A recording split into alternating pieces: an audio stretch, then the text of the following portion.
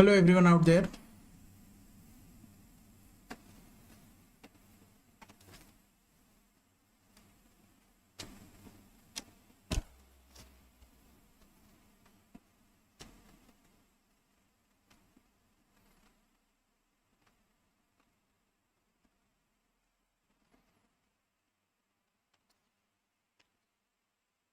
Am I audible? Is the video okay? Please let me know. So I welcome you all to yet another exciting class of physiology. We are discussing the physiology of excitable tissue.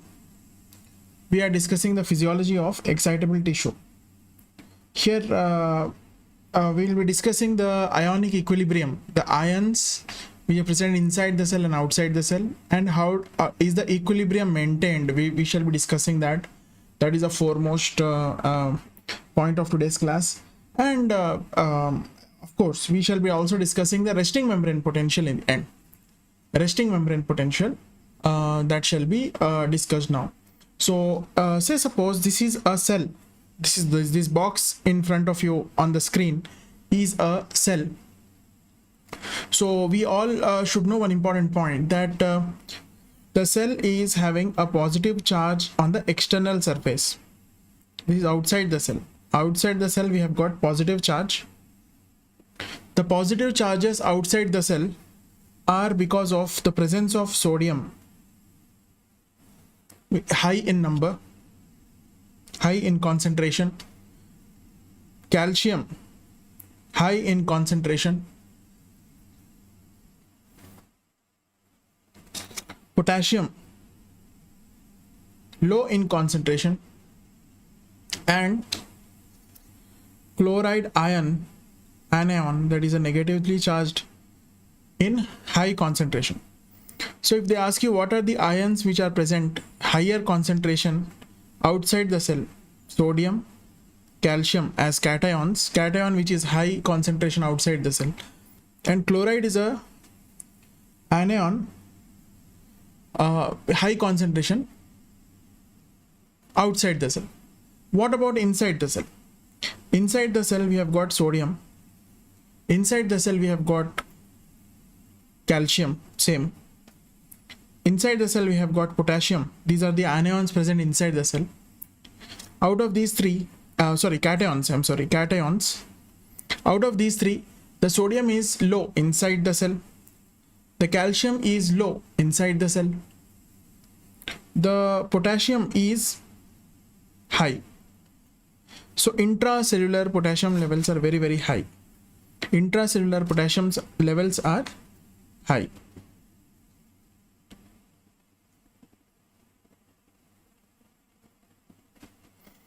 All right. How about chloride anion? The chloride is low. There are a lot of proteins inside the cell which give negative charge to the inner aspect of the cell. So inside the cell, a negative charge is maintained like this. We call it outside positive, inside negative. These are the charges maintained.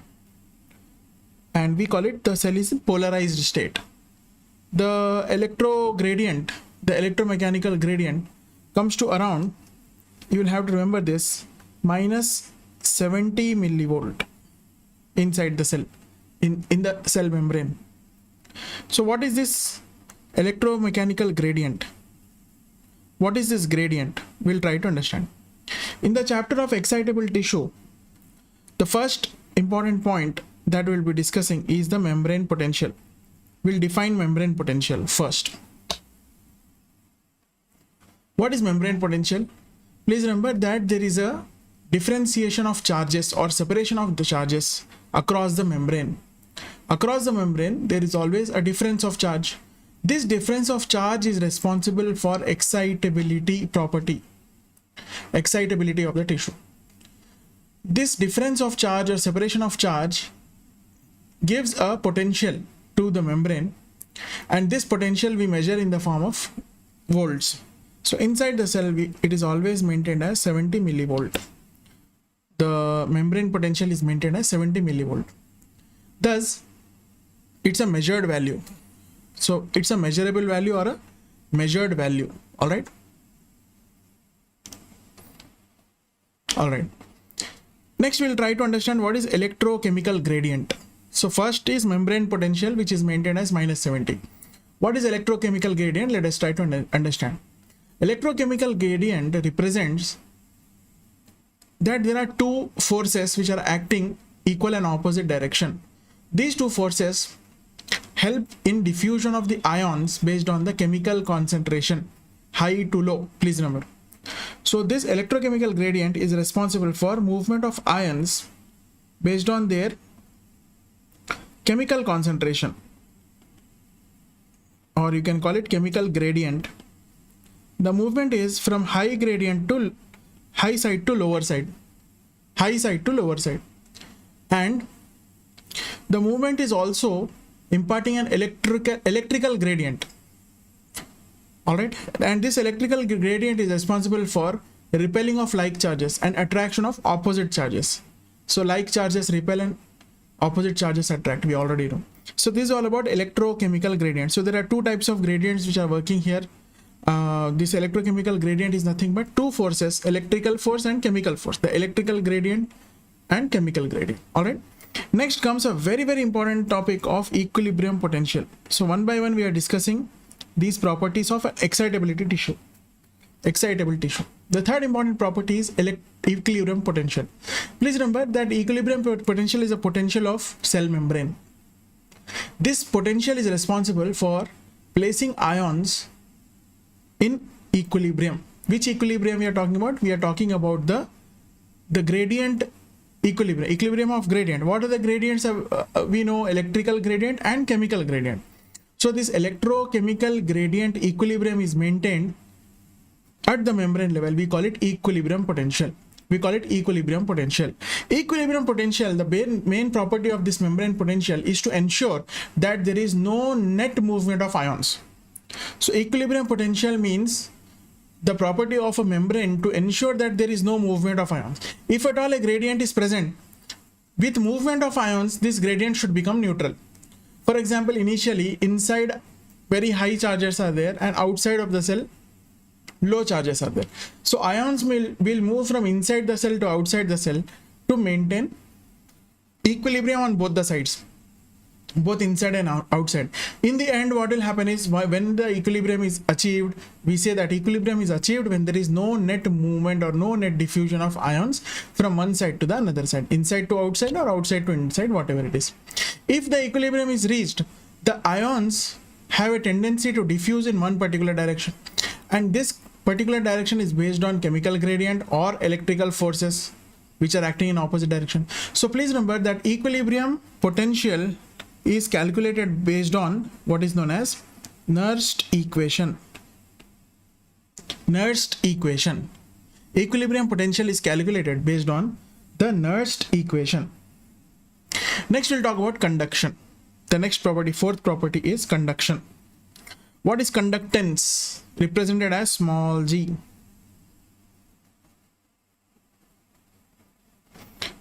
Conductance, what is this? So conductance is nothing but it refers to the flow of an ion across the cell membrane. Across the cell membrane. What is the property of an ion? Ions usually move across the cell membrane via, how do they move outside and inside? Via the channels. So they move via the channels. This movement via channels, either open state or closed state of channels, this determines the permeability of the membrane. This determines the permeability of the membrane. Open state creates high permeability, hence high conductance. So if ion channel is open or closed, if it is open, high conductance. If it is closed, low conductance. If it is open, high permeability or high conductance. If it is closed, low permeability or low conductance, we call it. Both permeability and conductance both go in same direction. Same. So small g is representation of conductance, please remember, and this is a property of channels. You can determine whether the cell membrane is having high permeability or low permeability based on the opening and closing state of the channels, which represent the conductance. So after understanding all these, there is a driving force which helps the movement of the ion. The net driving force which helps in the movement of the ion or diffusion of the ion, we call it net force. This net force is estimated or calculated by subtracting the ion equilibrium potential from the cell membrane potential. So if you calculate net force is equal to, that is 5, point number 5 equals, it is calculated by subtracting the equilibrium potential from the membrane potential, that is 3 minus 1. Equilibrium potential from the, so this is 3 and this is 1. Equilibrium potential from the membrane potential. Please remember that we need to quantify this force. So to quantify this force, we will understand how far an ion is from equilibrium. All right. So how far is the ion from equilibrium can be easily quantified by these properties. So we have got membrane potential, equilibrium potential, electrochemical gradient, conductance, and the net force. Which is calculated as 3 minus 1, that is equilibrium potential minus the membrane potential. I'll come back to the diagram of our cell, which I have shown you just now. So here we need to understand how the movement of the ions, all right, the movement of the ions is based on the equilibrium potential and membrane potential. So membrane is maintaining a potential of minus 70 millivolt, and if at all there is change in the ions inside or outside by some mechanism, what will happen? Equilibrium potential is generated. What is the function of this equilibrium potential? To diffuse the ions so that it comes back to normal. So that property we are calling it as conductance based on channels, and net driving force is nothing but the equilibrium potential minus the membrane potential. So this seems to be slightly like physics for you or mathematics for you, but please remember physiology, there are few basics of physiology which you definitely need to understand, at least to understand certain disorders, at least to understand certain mechanism of action of certain drugs. All right. So this property helps us to, this clarifies our doubts to understand the properties of certain drugs. All right. We'll try to solve that when we talk about pharmacology. Now come back to the next topic, that is ion channels. Within the excitable tissue, we'll try to understand what are the ion channels. See, these ion channels are determining the conductance. So we'll try to understand what are the ion channels. There are three types of ion channels. We have got ungated ion channel, gated ion channel. Gated ion channel is divided into voltage gated and ligand gated. All right. What is ungated channel? Ungated means it is always open. So no gate, it is always open. Ungated means it is always open. And if it is open, what will happen to the ion movement? Ions will be easily able to move. And the direction of the ion depends on what? Depends on the electromechanical or electrochemical forces. So the electrochemical force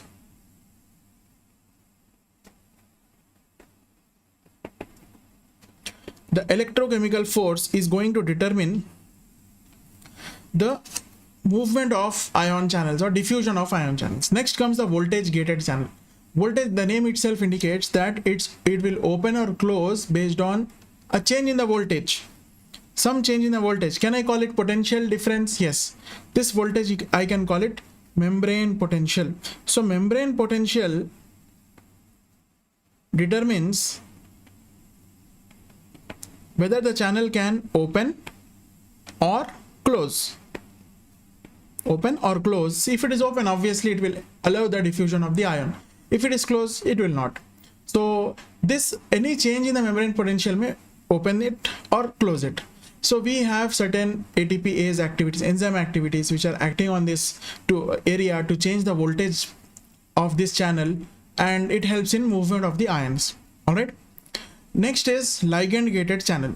What is ligand gated channel? Ligand means a receptor. So the channel contains a receptor, and this receptor is influenced by binding of a ligand to the receptor. For example, say suppose this is the membrane,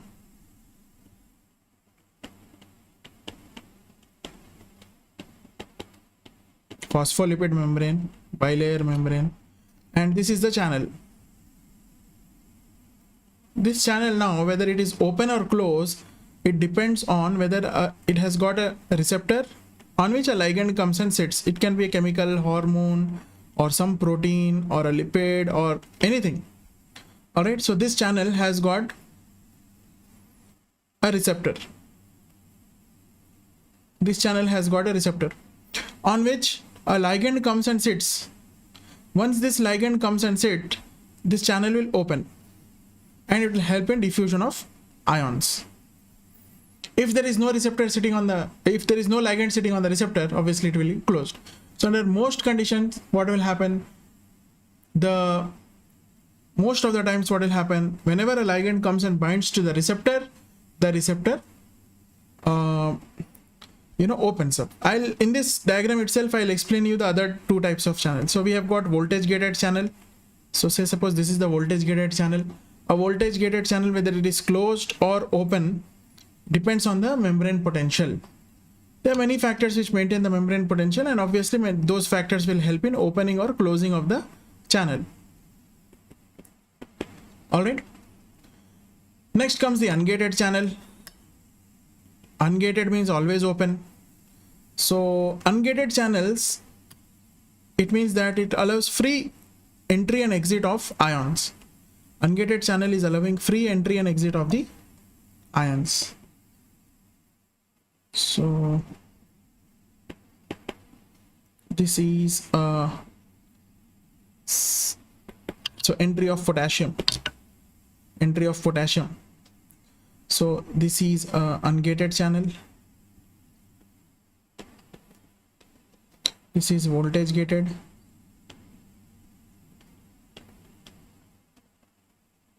And this is a ligand gated. Alright. Voltage gated and ligand gated, right?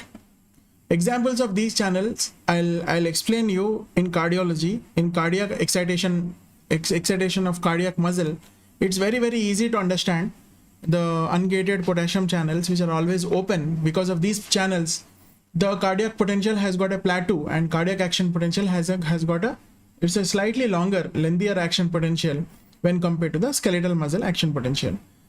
All right. So there is one important receptor. There is one important receptor called as N-methyl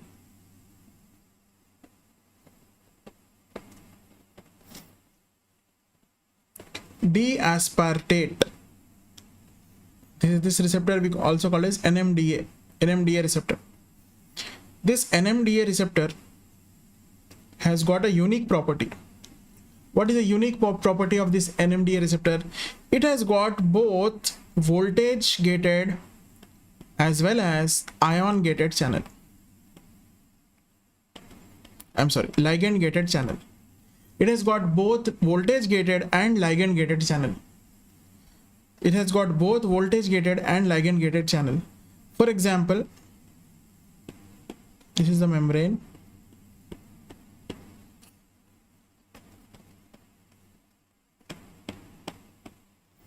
And say suppose this is the channel. An MDA channel.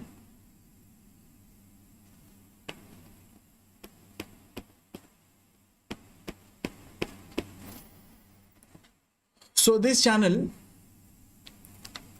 has got a receptor. So this channel has got a receptor like this. On which a ligand comes and sits. At the same time, this channel also has got voltage mediated magnesium, which changes the voltage and opens up the channel. So upon action of magnesium, the channel opens. Also, if the ligand comes and sits here, this also opens channel. It helps in movement of potassium out of the cell. It helps in movement of potassium out of the cell in exchange of sodium and calcium inside the cell. All right.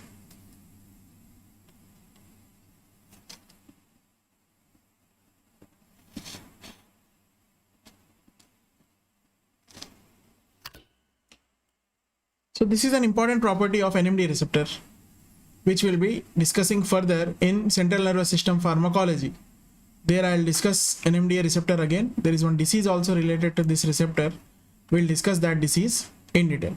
Please remember that NMDA receptor is a non-selective cation channel. Non-selective means by sodium, potassium, calcium, anything can flux through it. Thus, opening of this channel results in depolarization.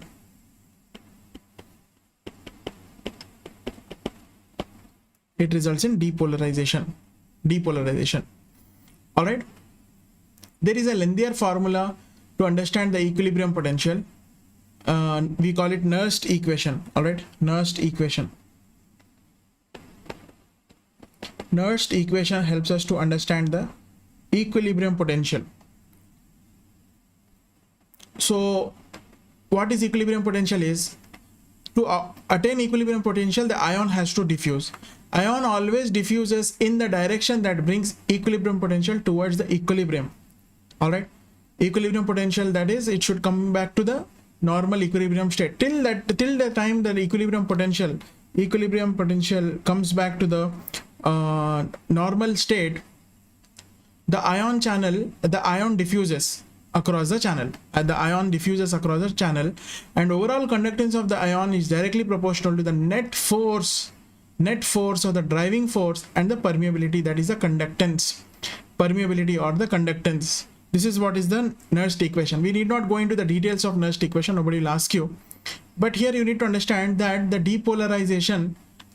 during depolarization, what happens is the equilibrium potential becomes less negative.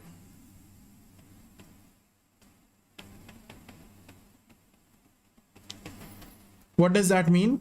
It moves towards zero in case of depolarization. That is gain of charge. All right. In case of hyperpolarization, the equilibrium potential becomes more negative.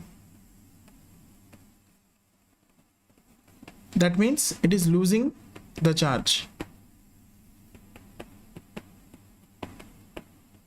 Did you understand this? Hope you have understood this. All right. So with this, let us now try to understand what is resting membrane potential, the next topic.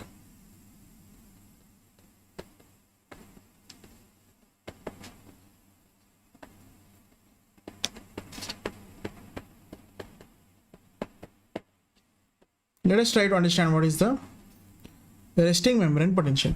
Resting membrane potential depends on the potassium ion. It depends on the sodium potassium ATPase activity. It depends on the chloride ion, and it depends on the sodium and calcium ion. So resting membrane potential depends on the potassium ion. Resting membrane potential depends on the chloride, the sodium ion, the calcium ion activity, and the activity of the sodium potassium ATPase. All these factors determine the resting membrane potential. All these factors will determine the resting membrane potential. What is the resting membrane potential? Resting membrane potential, say suppose we talk about potassium first. So what happens to resting membrane potential whenever the tissue gets excited? Whenever the tissue gets excited, the resting membrane potential is minus 70 millivolt. All right.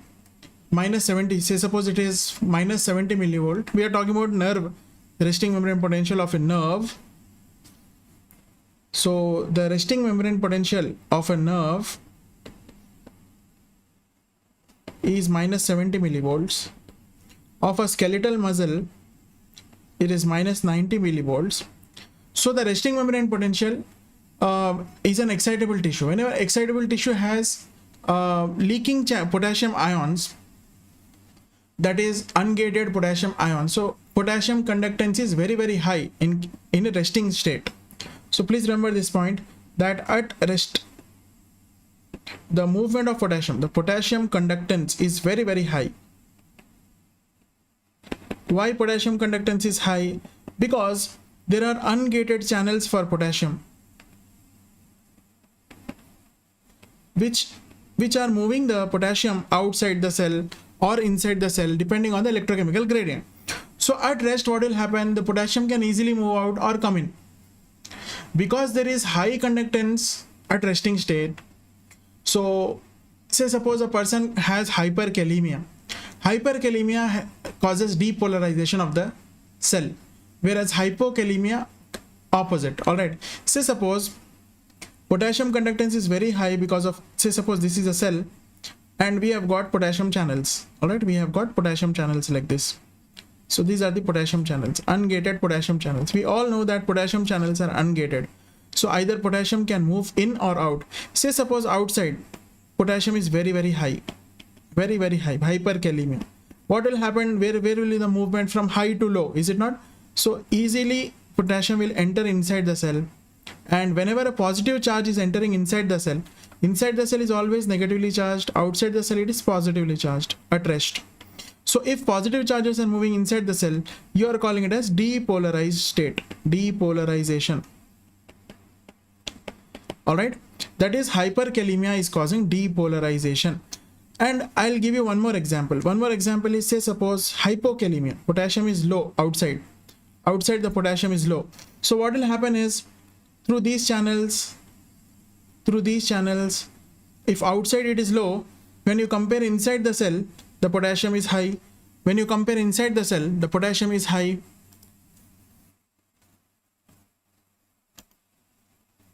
So that results in movement of potassium from inside the cell to outside the cell, inside the cell to outside. Whenever a positive charge is moving out of the cell, already the resting membrane state is negative.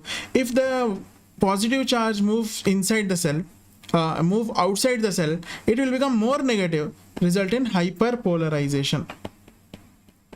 So less negative is depolarization, more negative is hyperpolarization. All right, so this is how you need to understand the effects of potassium on the resting membrane potential. Whenever you increase the conductance, I told you high conductance, isn't it? Potassium has high conductance. Whenever you increase the conductance, the potassium tends to leave the cell. Whenever you reduce the conductance, the potassium tends to move inside the cell. For example, say suppose hyper depolarization means what? Say suppose initially in a nerve it was minus 70 millivolt. Now from minus 70 it will go up to minus 95. All right, it will increase, is it not? So it will go near zero. I'm sorry.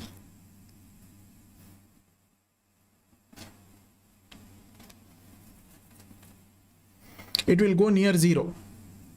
So it becomes minus 50, minus 40, minus 30, minus 20, minus 10, and then 0.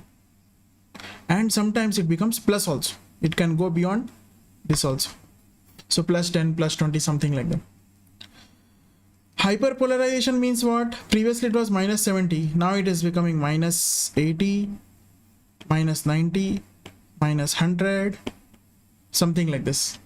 Minus 105, something like that. So it is moving away from the zero. So how is the sodium potassium ATPase pump helping in the movement of sodium and potassium? Let us see. So in a cell membrane, which is relatively impermeable, please remember that a cell membrane. So again, I'll draw a cell. I'll draw a round cell this time for you. So enough of box type of cells. Let us change the type of cells just for your understanding sake. I'm telling you, it's suppose this is a cell.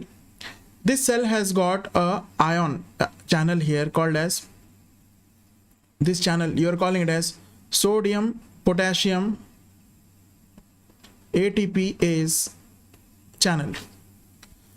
ATPase channel. Please remember that sodium is impermeable to the cell. Sodium, we do not have any open ungated channels for the sodium. All right, like unlike potassium. So, but sodium is very important. It should enter the cell. So what will happen? Some sodium leaks out into the excitable cells. Slightly, some amount of sodium, initially leakage occurs. All right, initially what happening? The sodium is leaking inside the cell. The sodium is leaking inside the cell. Because of this sodium leak, what will happen is the pumping activity, to counterbalance the pumping activity is initiated, and then sodium has to be pumped out. So what will happen is through this channel, the sodium is moved out and potassium moves in. Potassium moves in. Sodium is moved out and potassium moves in. We all know that there are ungated channels. For what? Ungated channels without any risk, without any question, they are moving potassium out. They are moving potassium out or in, whatever it is. So potassium has got a pass by birth, that I can move inside the cell, I can come out of the cell. It has got a pass. It is a VIP. But the sodium is not a VIP. Sodium is definitely, it is important, very important person, very important ion. I'm just joking, I'm just kidding with the examples. All the ions are VIPs, but still potassium can easily diffuse out or can diffuse in, but sodium cannot. So this activity is brought about by the sodium potassium ATPase channel. Sodium potassium ATPase channel. This activity attributes movement of potassium inside and movement of sodium outside. Please remember, for every 3 sodium ions exchange, there is 2 potassium ion exchange. All right, 2 potassium ion exchange. What does that mean? It means that you can call it 3 sodium 2 potassium ATPase pump. Yes, I can call it. So it means that more positive charges are removed when sodium moves out of the cell and potassium moves in. More positive charges are removed out, and less positive charges are moving in. For every 3 positive charges you are moving out, only 2 are entering in. So this helps to maintain the inside negative charge of the cell intact. We all know that the inside negative charge, we all know that inside it is negatively charged. All right, and outside it is positively charged. The cell is positively charged. So when potassium is moving in through the channel and sodium is moving out, for every 3 loss of sodium we are gaining 2 potassium. 3 solutes of sodium are going out, 2 potassiums are coming in. 3 positive charges are going out, only 2 are coming back. What does that mean? The cell is at loss of positive charges. 1 positive charge it is losing. So with that it is gaining negativity inside. So the basic aim of resting membrane potential is to remain negative inside and remain positive outside. All right, unless and until the tissue is excited, unless and until the cell membrane is excited. Right. So this point helps us to understand the equilibrium potential. Here let us try to understand the chloride shift, the chloride changes. Please remember that the conductance of chloride is low. The chloride conductance, I told you that these are the ions which are maintaining the resting membrane potential. The conductance of potassium was very, very high. The conductance of chloride is low. If the conductance of chloride is low, decreasing the conductance or changing the extra cellular concentration, it has got minimal effect on the resting membrane potential. Minimal effect on the resting membrane. Hence, chloride changes in the chloride will not cause much change in the resting membrane potential of the cell. Say suppose chloride concentration is increasing inside the cell. What will happen? Chloride is an anion, negatively charged. Inside the cell gains more negativity. Gaining of more negativity, what do you call it? Hyperpolarization.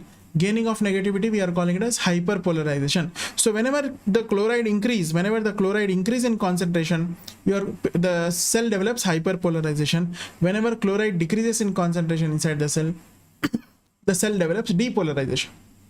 All right. What will happen to sodium? Now next is sodium. Let us talk about the sodium. Sodium conductance is also very low at resting state. Sodium conductance is also very low. In fact, it is lower than the chloride. Sorry. In fact, it is lower than the chloride, very low at resting state. Thus, decreasing or changing the extracellular concentration of sodium outside the cell. Extracellular means outside the cell. It has got very less effect on the resting membrane potential.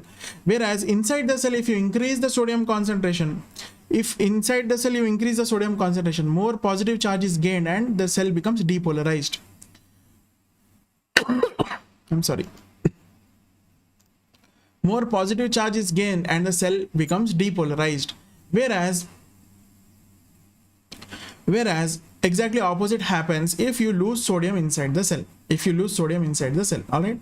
Same is the thing with calcium also. Exactly same is the thing with calcium also. So higher calcium will depolarize inside the cell and lower calcium will hyperpolarize inside the cell. Have you understood this point? Yes. So this first chapter of excitable tissue is complete. In this, if you have any doubts, definitely please ask me. In the next class, we will be discussing the action potential. In the next class, we shall be discussing the action potential, various different types of action potentials of a nerve and skeletal muscle, action potential of the cardiac muscle, which is very, very important to understand, ECG, which is very important to understand the arrhythmias, various arrhythmias. The neuromuscular junction we'll try to talk about in the next class. So next class will be about action potential, and in the end, after that, we'll be talking about the ECG, how to define, how to calculate, and how to, physiologically how to understand the mechanism behind recording the electrical activity of the heart. We call it ECG or EKG, whatever it is. All right. So thank you so much. Any doubt, please get back to me. I'll be happy to help.